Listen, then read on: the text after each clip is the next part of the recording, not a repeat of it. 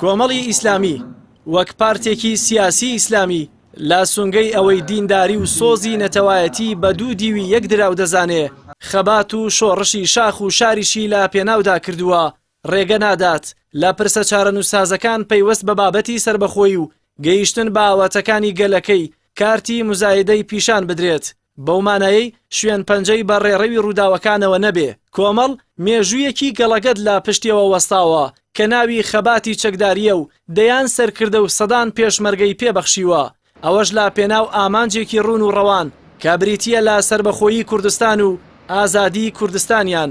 کۆمەڵ ئیسلامی کە بە هێزی بوێر و گوتاری ڕۆشن ناوی ڕۆشتووە و با درێژایی خەباتی خۆی و ئەو قۆناغە جیاجیانەی کە پێیدا تێپەڕیوە چۆن شەرمی لە ئیسلامی بوون و پابەندی بە ئیسلامەوە نەکردووە ئاواش لە کوردایەتی خۆی و خەباتەکەی دوا نەکەوتووە ئایدیا و بۆچوونەکانی کۆمەڵ لە ڕووکاردا شتێک و لەو دیوی ڕووکاریشەوە شتێکی دیکە نەبوون ڕاشکاوانە لە سیاسەتی کۆمەڵ ئیسلامیدا وەک مانگ درەوشاوە و لە سیاسەتی شەوەزەنگی کوردستاندا دیار بووە بەڵامەوەی جێگای سەرنج و لە سەروەستانە لەم کاتە ئەستیارەدا کە کۆمەلگای ئێمە لە باشووری کوردستان بە دۆخێکی ئەستیاردا تێدەپەڕێت و فرسەتێک هاتووەتە پێشەوە بۆ لەبیرکردنی ئەو ڕابردووە خراپەی کە لە هەرێمی کوردستاندا هەبووە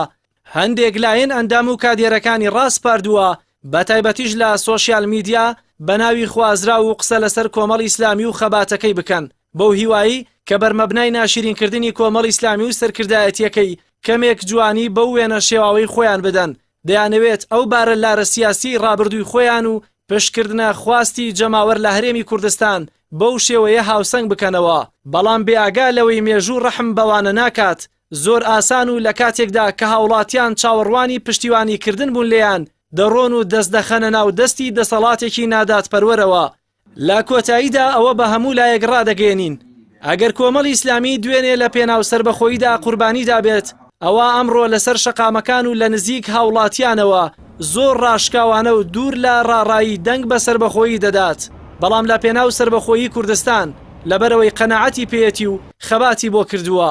نەک لە پێناو ترس و ڕێکەوتنی سیاسی لەگەڵ هەندێ لایەن لە پێناو دەستکەوتی حزبی کۆمەڵ دەزانێ پرسی سەربەخۆیی باجی دەوێ بۆیە چۆن لە ڕابردوودا قوربانی داوە ئێستش ئامادەیە لە بەرامبەر ئەنجامدانی ڕیفراندۆم هەر ئەگەرێکی مەترسیدار ئەگەر ڕوو لە کوردستان بکات ئەوە کۆمەڵ لە مەیدانە و وەک ڕابردوو ڕوبەڕووی مەترسیەکان دەبێتەوە